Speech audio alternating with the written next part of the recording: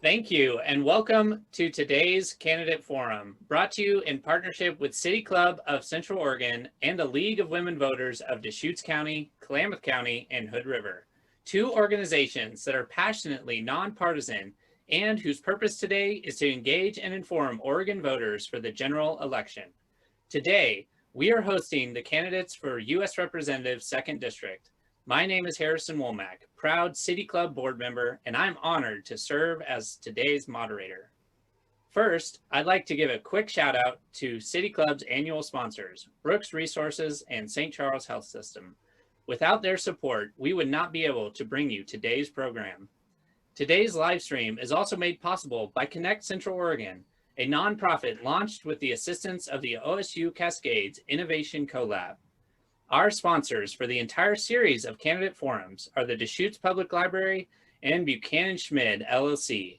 We are grateful for their support, and if we were meeting in person, I would ask for a round of applause. Since we're not, I'll assume you're giving them a standing ovation. If you're interested in supporting City Club or the League of Women Voters, please check out our websites to get more information. Our candidate forums are conducted according to the League of Women Voters guidelines. All candidates filed in their race are invited to participate in our forums, and we hope to present voters with all participants. In the interest of fairness, we do not let an RSVP of regrets cancel a forum. While we communicated with Cliff Bentz's office several times, their decision was to not participate in this particular forum. We understand there are many demands for Mr. Bentz's time, and we appreciate the consideration we were given. Today's program will be with the remaining candidate, Alex Spenser. Thank you to Alex for participating in today's forum. We appreciate the gravity of committing to run for office, and our goal is to provide an opportunity for a fair and civil discourse. We start with opening statements. Each candidate will have 2 minutes for their opening remarks. Then we will move on to additional questions, and each candidate will again have 2 minutes to answer. At the end, each candidate may give a 2-minute closing statement. So let's get started. I want to introduce our candidate today, Alex Spenser. Alex, why don't you tell us a little bit about yourself and why you're running for office? Hi, I'm Alex Spenser, and I want to be your voice in Congress. First of all, I want to thank the City Club and the League of Women Voters for inviting me here today and for this wonderful platform. And I want to say how disappointed I am that Mr. Bentz isn't joining us today, and I hope he's well. It's an interesting thing to do this, to run for office. And I want you to know that one of the reasons I'm doing this is, well, the way I'm looking at this is as a very long, very expensive, very fun job interview.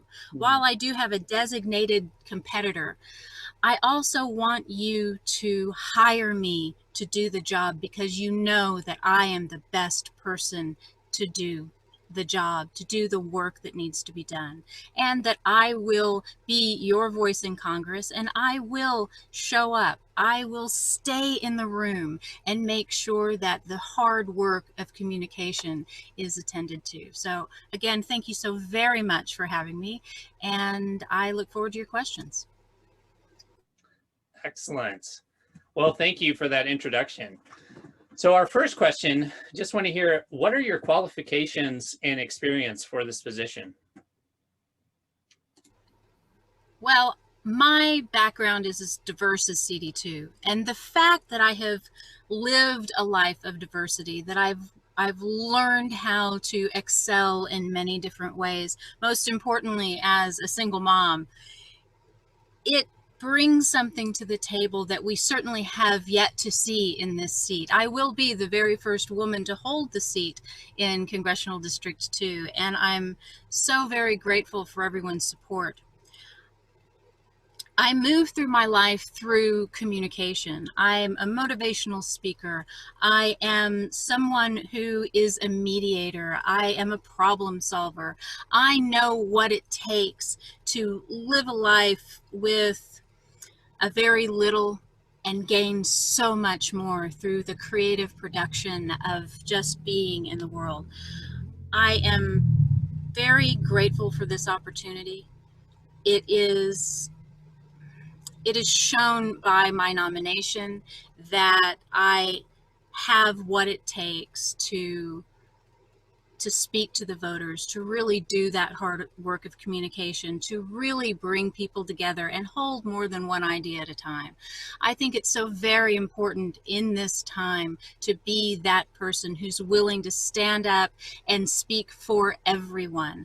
I am the voice of the Republicans, the Democrats, the progressives, the liberals, the libertarians, and everybody in between. That's who I am. That is what I bring to the table, and it's very important that that's the kind of leadership that goes to Washington. Excellent, thank you. So as you're considering this race, what are the most important issues for this congressional district that you would advocate for as its representative? Well, we have been thrust with this confluence of energies. We have had to deal with a pandemic, a worldwide pandemic that has hit Oregon just as it's hit everywhere else. People have lost their jobs, lost their health care along with their jobs. We have had to endure wildfire in cities that have just been decimated, and we're still coming to an understanding of what kind of disaster this is, and getting ready for the next wave of wildfires as well as the next wave of the pandemic. What we are all coming to realize is that those things that were once thought of as idealistic are now pragmatic. We need universal health care. We need a universal basic income, and we need a universal right to housing. It is so incredibly important that we take care of these very important ideals and make them practical and make sure that everyone in America is cared for. When we lost jobs, those people who had jobs and had their health care tied to those jobs lost their health care at the same time. We're realizing as a nation, as a state, that there are better ways to run a healthcare system. And it is time that we look at those ways and really look at better avenues towards healthcare, towards caring for people. And if we don't take care of folks now, we are looking at homelessness that will rival the Great Depression. And we're better than that. We deserve a government that cares for the people of America. And that's what I'm about. Awesome, thank you. So as you mentioned those issues, do you see any of those as being more heightened for Oregon voters? You kind of mentioned some national issues, obviously universal health care, taking care of wildfire management, but what do you see as like the main issue on Oregon voters' hearts and minds that you want to take care of? The very most important thing is ending the divisiveness in Congress. When I was able to travel widely and chat with people before this COVID-19 revolution was thrust upon us, every person said to me, the most important thing is to end the divisiveness. People are tired of not being able to talk to their neighbors. They're tired of not being able to have a conversation with their Uncle Fred.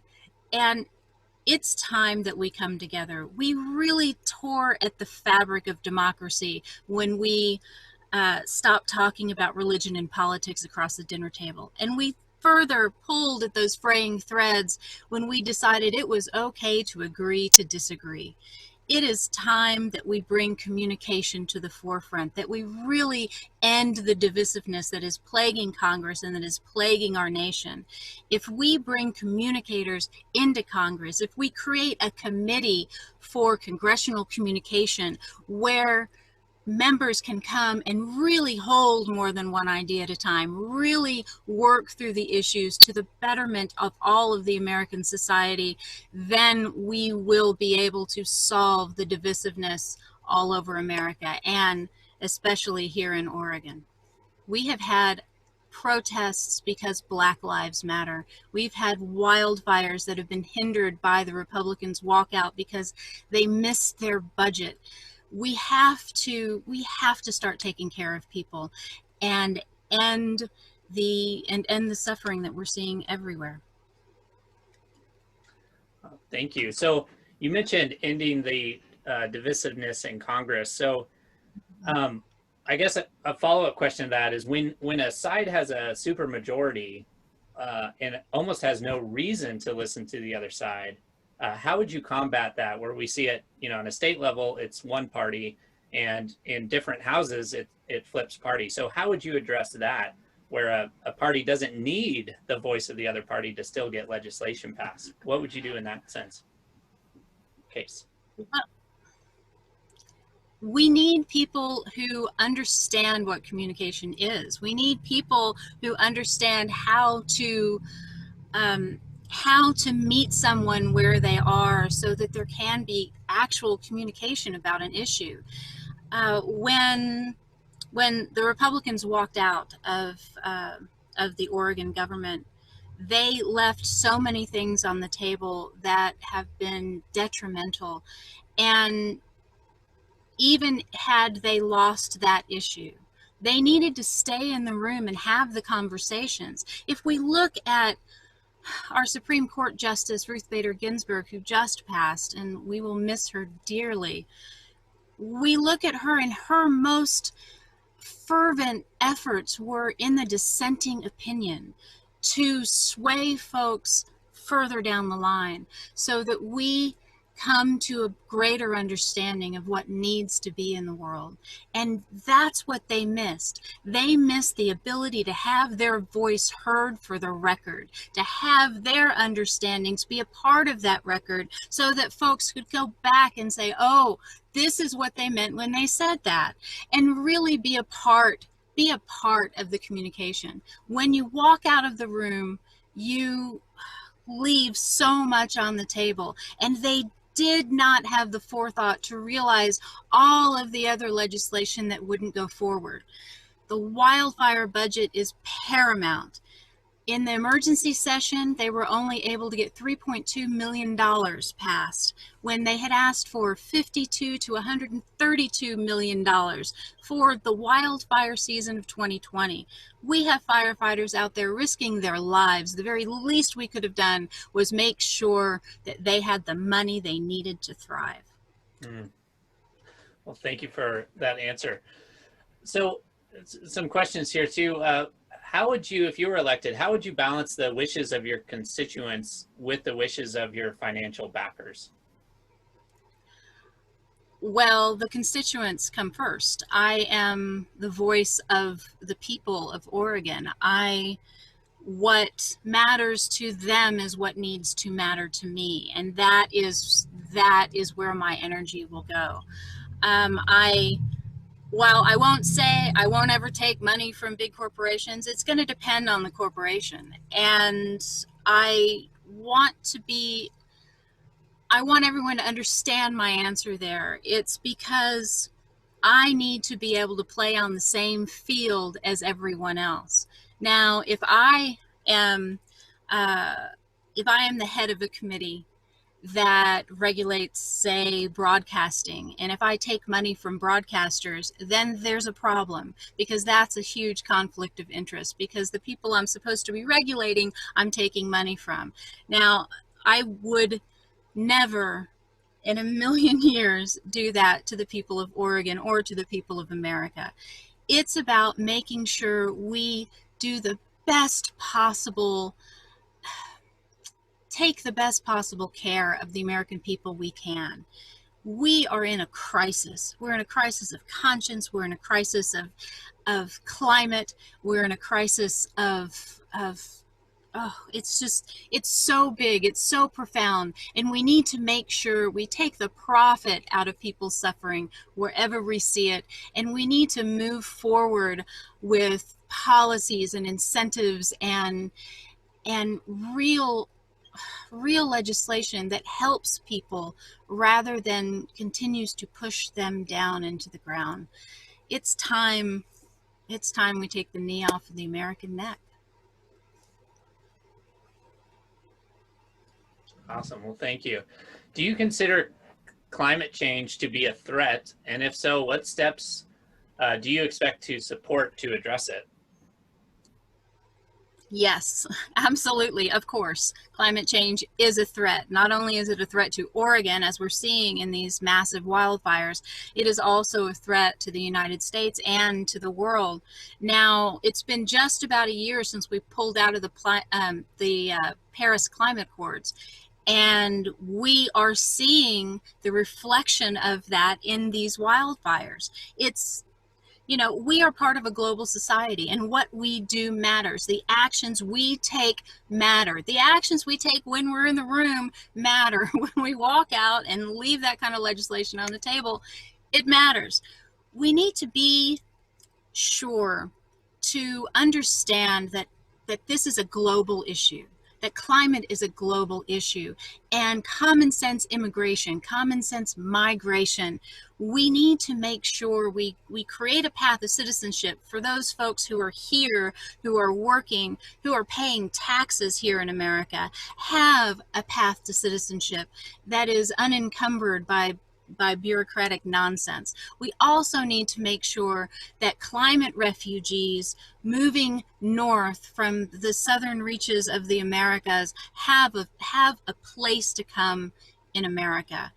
And we not only do we need to be refuge for these people and that we need to provide them a path to citizenship, we need to be sure that we understand the fact that our baby boomers, they are retiring, they're graying out, they're getting older, and we need folks to take their jobs. We need folks to care for them. And so we need migration. We need more people in America to do these jobs, to really support the American ideal. And we need to remember that we can be a beacon of hope for the world if we choose to be so. Nice. Thank you for that answer. Eastern Oregon is largely rural and encompasses natural resources such as public lands that are used for forestry and grazing, as well as tourism and environmental recovery. What plan would you support that balances these needs for all residents? That's really interesting, because when you were asking, I went to my rail plan, because what my rail plan would do would be to connect Klamath Falls to Ashland, Bend to Eugene, Hood River to Portland. Not only would it connect the east to the west, it would also provide a relief valve in the event of a catastrophic seismic event of the Cascadia subduction zone. We would also extend those rail lines, and we're talking about elevated high-speed rail. Extend the rail lines all the way around Oregon so that we can enjoy these wonderful spaces out in Eastern Oregon as lands of tourism, as places to visit and see the unspoiled, beautiful nature that we have here in Oregon. I think that bringing tourism dollars, bringing people to witness what it is we have to offer here in Oregon is just so very important. And I've thought about this question a lot. I have a personal affinity for the idea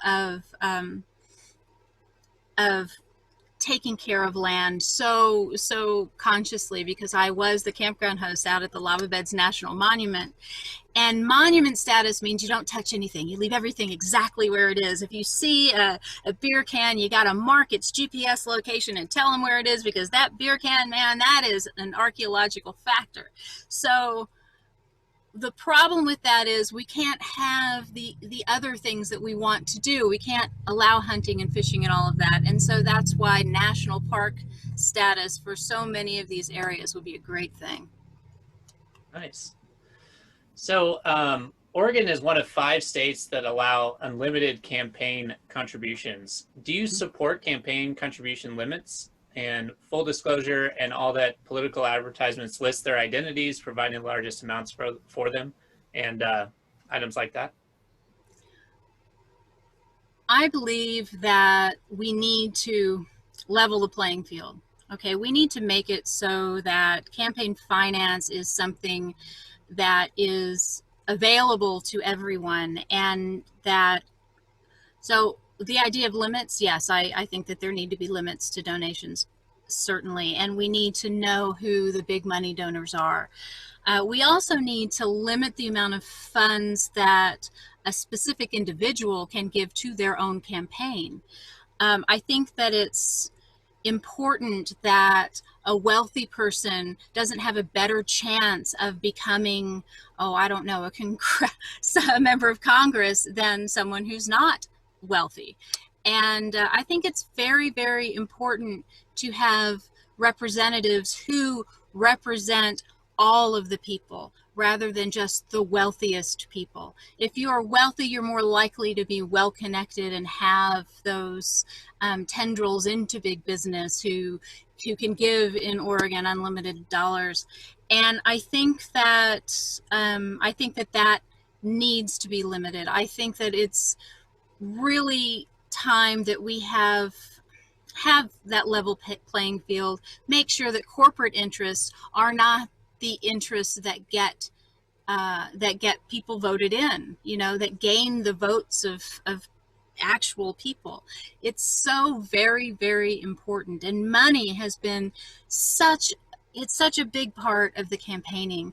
And I don't know if you know this, but I have asked folks to donate to relief for the coronavirus first before they donate to my campaign, because I think that it's important that people, have a place to sleep tonight and that they're getting fed. So I look at money and campaigning in a very different way than others might. Nice. Well, thank you. So you mentioned the coronavirus, and obviously we've been dealing with this this whole year, it seems. What do you think the federal priority should be for managing the economic impacts of COVID-19? Well, I think that this next bill that comes through needs to a relief package, right?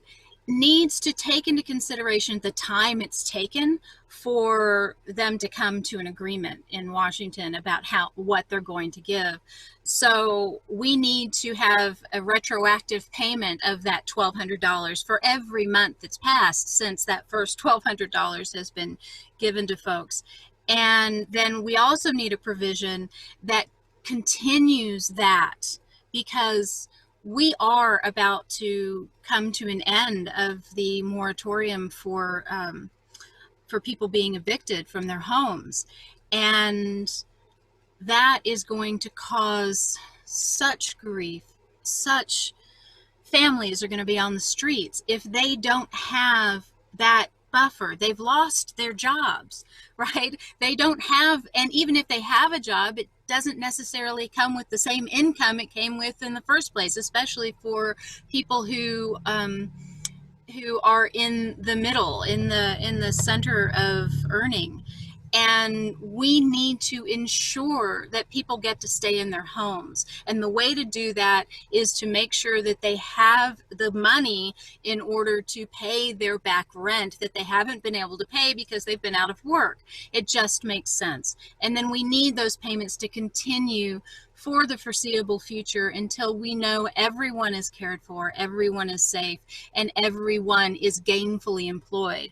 And we need to look at what that means, because there are folks now who have to work 2 and 3 jobs just to make ends meet, and that's not okay. That is one place that having universal health care will really support businesses, especially small businesses. So that burden of health care will be removed from their employees. Yeah, so you mentioned these financial incentives to help people that are in a tough spot. And I think that's, it's extremely important that we care for those that are hurting. How would you also address the tendency of people to kind of work the system. So, you know, they're making more money on unemployment than they were when they were working. How would you address that and incentivize people to actually continue to work versus just continue to live on the state?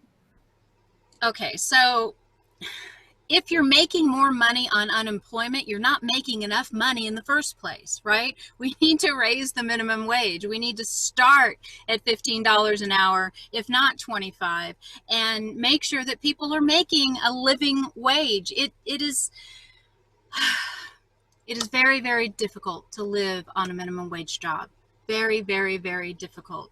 And that's why people have to have more than one minimum wage job. And we no longer have full-time employment. Everybody is hired in a part-time basis so that employers can get around having to pay more incentives to their employees for being there.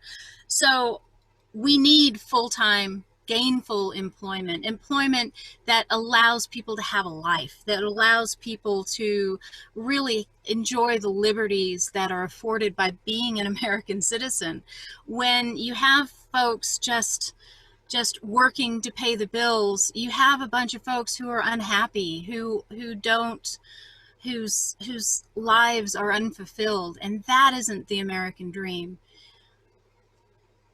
There have been studies done about a universal basic income where folks have been given an income every month, and what they use that income for is rent and food and the things that are most important in their lives. This isn't a frivolous thing. People want to take care of their families. People want to take care of themselves, and they just don't have the money to do it. And we also need to remember all of the low wage earners in America, all of that money goes straight back into our economy. And that can only be a boon for society. Nice. So as we're talking about finances and paying for the economic impacts of COVID-19, and you mentioned a rail that goes to, would help connect Central Oregon. So this brings up the question, how do we deal with the federal deficit that we're dealing with? And do you have any thoughts on that?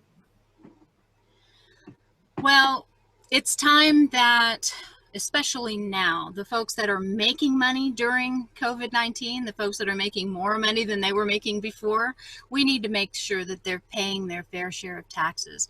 We need to bring back the tax system that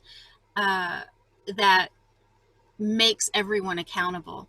We could easily put a 10-cent per transaction fee or tax on on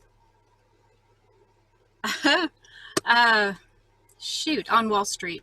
So every transaction that you make towards making more money in capital gains, those things should be taxed. We also need to tax capital gains as if they are income, because they're income, and we need to make sure that everyone is cared for. Again, I just can't stress how important that is. When we're talking about the deficit, when we're talking about the Army and folks that are on food stamps and in the Army at the same time, that's a problem. We give so much money to the armed forces. The first thing they need to be doing is taking care of, the armed forces, those people that are putting their lives on the line for our well-being. We need to make sure they're paid, and that they're paid well, because they're giving their lives for us, in service to us. And that, if we're going to give all of that money to military, let's make sure the military is cared for. And let's make a few less bombs, and let's pay down the debt with that. Nice. Well, thank you for that answer. So as we're talking, the military, obviously we're engaged in a lot of conflicts. Do you have any views on that, or anything that you would bring about with our military serving overseas, or thoughts on that? Well, again, it's about taking the profit out of people's suffering wherever we see it. Mm. I think that it's important to make sure that when we send folks overseas, when we send our troops, that we need to be cognizant that they are our most valuable commodity, and we need to take care of them. And we need to take care of the places that we go to and take over, right? And we need to make those places whole before we completely withdraw. If we go, we need to make sure we're going for the right reasons, make sure that we're going to care for people, make sure that we're going to make people's lives better. We are America. We need to be seen as a beacon of hope for the rest of the world, and we can be that. We can be that. I think that we need to look at the American military as peacemakers rather than warmongers. And we have, there has to be give and take, right? I mean, if our troops are attacked, yes, of course we have to attack back. If we are attacked, yes, we have to attack back. And yet, we need to make sure that we have intelligence behind these choices, that we know that the person in charge of sending our troops is reliable, is trustworthy, it has integrity. And we're lacking a lot of that right now. And it's time that we hold the people accountable for sending our folks overseas when they shouldn't be there in the first place. Awesome. Thank you for that response. So as we're talking about foreign involvement, what do you consider to be the key foreign policy issue, and what changes, if any, are needed in our foreign policy? The key foreign policy issue is tariffs, without a doubt, without a question, bar none. We have gotten into a tariff war with China, and that has affected Oregonians to just a huge extent. I have a woman that works with my campaign. She's amazing, and she runs several hotels. And she went to order lamps the other day for the hotel rooms, and she was going to be charged like $700 in tariffs for 50 lamps. It was just absolutely incredible. And even more so, I think, is the fact that our cherries are going over, and there's a 60% tariff on the cherries. And we have to, trade is everything. Trade is the basis of peace on earth. The more we trade, the more we understand each other's culture, the more we accept each other, the stronger we're going to be. And it really, really is time to let go of the pettiness and embrace trade all throughout the world with America, so that we can have that exchange and have an understanding and have a way to support everyone. And we have to look at the fact that we live in a global society. And again, all of our actions matter to everyone. We're all connected. You don't have to look further than physics and the systems theory to know that our connection is profound and universal. And it is time that we embrace that rather than push against it.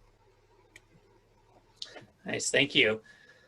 So of the issues, we're gonna ask one more general question, and then we've got some specific issue questions that we'll get into. So of the issues facing Congress this year, which would you prioritize, and what actions do you want Congress to take next year or when you were elected? Okay, yes, that is broad. Of the issues that are facing Congress this year, well, I think that the most important issue is that there is a bill on the table right now that would ensure equality. It's the Equality Act for everyone, and it has passed the House. It needs only pass the Senate to give everyone equal rights in America and equal rights to everything. And I think that that is paramount. That is something that has to happen yesterday, and it could have happened yesterday. And we need to look at legislation around our police forces, making sure that they are forces of peace rather than forces of escalation. We need to make sure that we can find a way to hold bad cops accountable while holding good cops in our forever esteem. It is such a difficult job, and everything is escalated. Concealed carry makes it so that they think that we all have a gun, and rightly so. And we have to find a way to balance those things and those energies. Oh, what else is going on in Congress? It's such a broad stroke to make. Mm-hmm. And equality is at the forefront, and we need to make sure that when we're looking at everything, we look at where we are right now, starting now, the way things are today, whether it be timber or the police or equality, anything else. And we just need to make sure that we're all on the same page. Awesome. So you mentioned police reform and accountability, but maintaining, good cops is still good. What else would you add to that police reform agenda?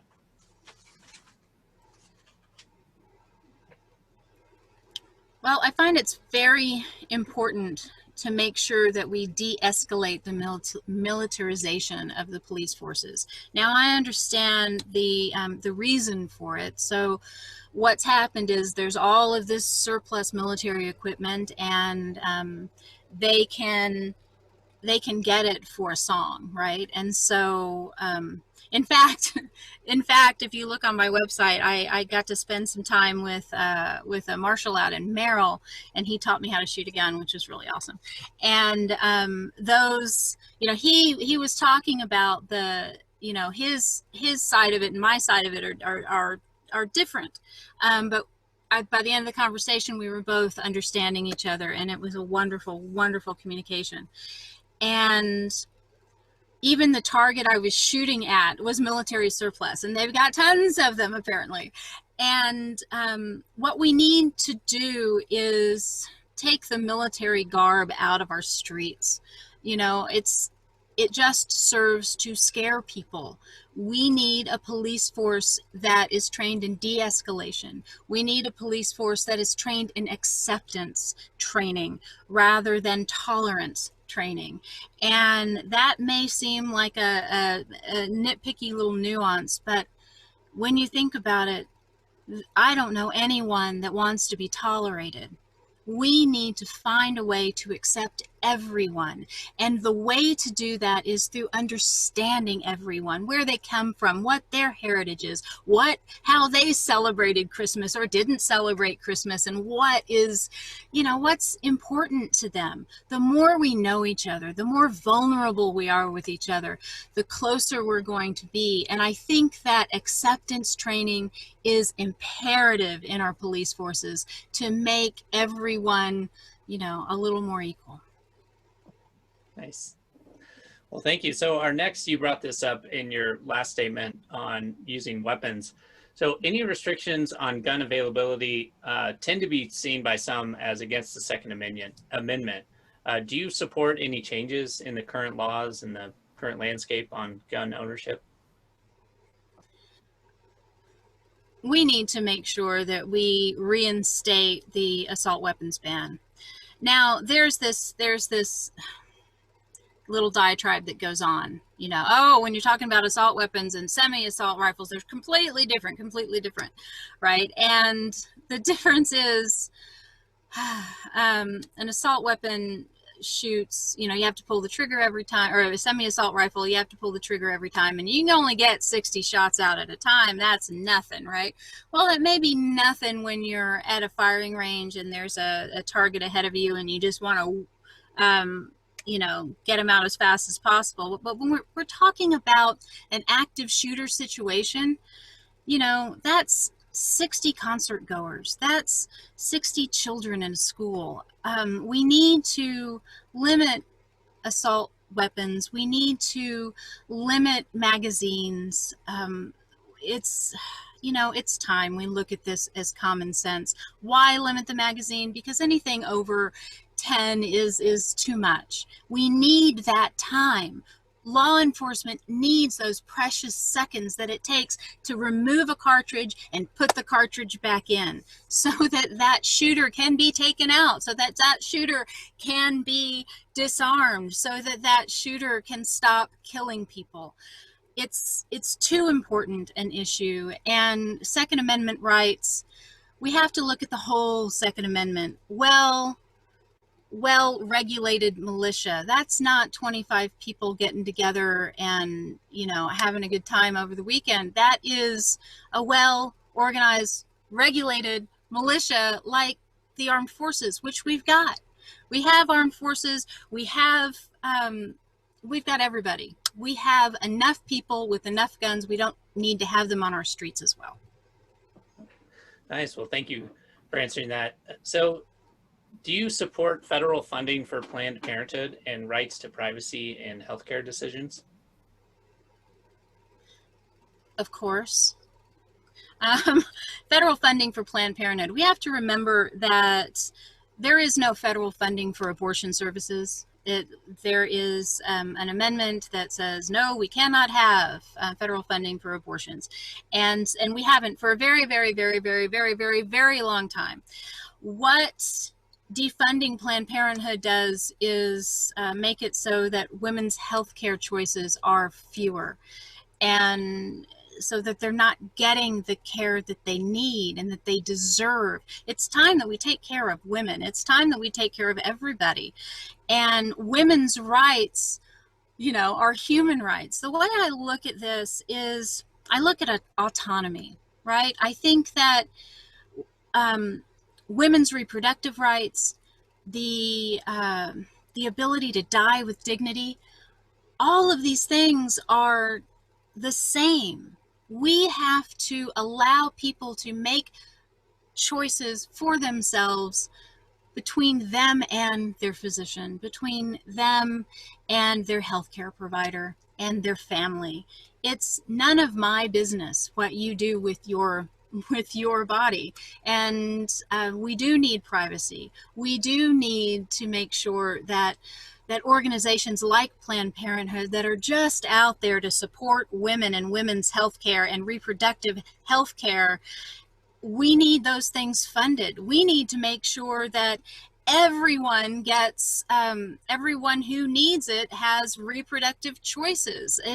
If you prevent a pregnancy, then there is no option for abortion. I mean, it's very, very, very common sense. It's very simple. We need to take care of everyone, including and especially our women and girls, because they are the light of our future. Thanks for answering that. So speaking of autonomy, the city of Portland recently passed a ban on facial recognition software used in public spaces by public entities and then also in public spaces. So what's your perspective on that, and would you consider something similar on a federal level? Yes, I think we need to remember that it's so important that we keep what privacy we can, and we need to be as far ahead of the curve as we can in the new technologies that are coming forward. Facial recognition software, you know, we need I'm living a very public life, right? Everyone knows who I am now. And I chose that. I chose to be in this position. And the person walking down the street going to Starbucks needs to be able to hold on to their anonymity. They need to be able to have their privacy and live their lives without the state or some company, some, you know, some way to collect more information, right? We need to make sure that everyone is cared for. And we need to take the profit out of people suffering wherever we see it. And I say that people are suffering from this identity crisis because our identities are put on the line every single day. Every time we do something like this, our voice patterns can be recorded and recognized. Our faces, everything that we do is being watched. And I think that we need to slow it down. It may end up being inevitable. And for right now, absolutely, I support those laws. It is incredibly important to make it so that there is a line between keeping your business secure with a security camera and knowing who is walking down the street every single day. Nice. And last specific issue question, do you support a national vote by mail act, and why or why not? I absolutely support a national vote by mail act. Representative Blumenauer has put one forth that, it's exactly like the one we use, and thank goodness he has. And it's time that everyone vote the way Oregonians vote. It is so very important. It's one of the reasons I live in Oregon. The ability to vote in that way, and I voted all around the nation, and to be able to, wake up one Sunday morning and be in my pajamas and open up the voter pamphlet and be able to vote with calm and knowledge and know that all I have to do is take that ballot, put it in the drop box, and it's done, and my vote will be counted. I think that it is imperative that we have a national vote by mail system. And the motor voter law is also part of this bill that's in Congress right now.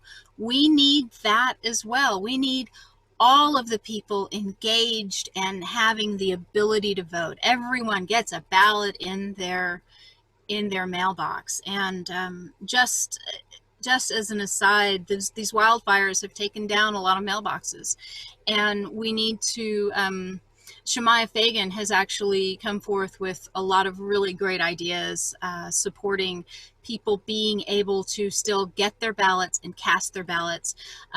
So going online, changing your address to general mail of the post office, that is working in the moment. So make sure that you send it to general mail in Medford if you are somewhere that your post office is gone. So it's incredibly important that we make sure that everyone has the right to vote, and that that everyone's vote is counted.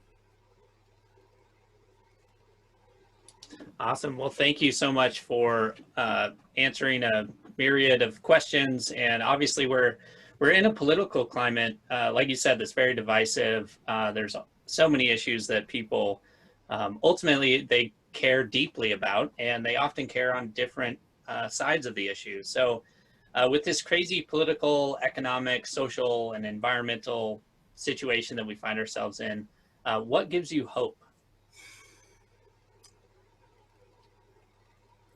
The realization that we're so close together. We think that, our idealistic behavior is so apart from each other, but it's not. We all want the same thing. We all want clean, cold, healthy water for our children. We all want clean air to breathe.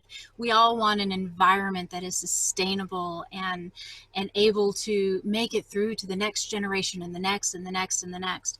We all want the same things. for our livelihoods and for our family. We want energy that can sustain our work and our play. We want to make sure that it's clean and coming from a place that's not harming our amazing atmosphere that is so very, very delicate. We need to be sure that we do have the ability to hold more than one idea at a time, and we do. And like I said, I talk to a lot of people all around Oregon, and Republicans, Democrats, it doesn't matter. I talk to everyone. I want to talk to everyone. I want to know. I want to be everyone's voice in Congress. My events are always open to everyone. My speeches are for everyone. And what gives me hope are the phone calls I get from Republicans saying, you know, I don't like what's going on the other side. How can I best support you in your campaign? That gives me hope, that people recognize that there is a way to come together, that there is a way to be peace in America today. And it matters so much who you vote for, and every vote matters. Awesome. Thank you so much. So that's the end of our regular questions. And so just want to open it up for you for 2 minutes. Do you have any closing comments that you want people to know as we end this? Well, I just want to thank you again so much for this opportunity. And again, I want to wish Mr. Bentz well. I hope he is well. And I want you to know that I will be your voice in Congress. I will listen. I am here to listen to you. Every Thursday, since January, I've held a virtual town hall, and you are welcome. You're welcome to come and chat with me and ask me anything you want. My phone number is also on my website, Spenser2020.com. And please go there and learn more about me and understand the options. And remember that your vote is anonymous. For those wonderful Republicans who see that it's time that we elect a peacemaker, that's what we need. We need folks who are willing to do the hard work, to step up, to step outside the box, and really understand that it is time we come together. It is time we become a United States of America. You know, we've been protesting because Black Lives Matter. We care about the police because the police are so very important to all of us. And when we come together, when we understand that we need to take the profit out of people's suffering, that everyone needs health care, that everyone needs income, that everyone needs and deserves a place to live, a place that they can be proud to live in, a place that they can own as their very own. It's time. It's time. It's time we take care of folks. It's time to relieve debt of people who have gone to college and had to pay for it through loans. It's time to take care of everyone. And I am Alex Spenser, and I will be your voice in Congress. Awesome. Thank you so much for your time, Alex. Really appreciate you participating in today's forums. Also want to extend a thank you to the League of Women Voters for partnering with City Club to get this information out. Remember, if you've enjoyed today's forum and would like to help cover the cost, please consider making a donation to City Club on their website at cityclubco.org. If you are interested in becoming a member or making a contribution to the League of Women Voters, please contact the League through their website at www.lwvdeschutes.org. Thanks to our candidate forum series sponsors, the Deschutes Public Library and Buchanan Schmid LLC. The next candidate forum will be the Redmond City Council and will air Thursday at 7 p.m. Please be sure to watch. Thank you for your interest and for keeping democracy alive. This was pre-recorded earlier today.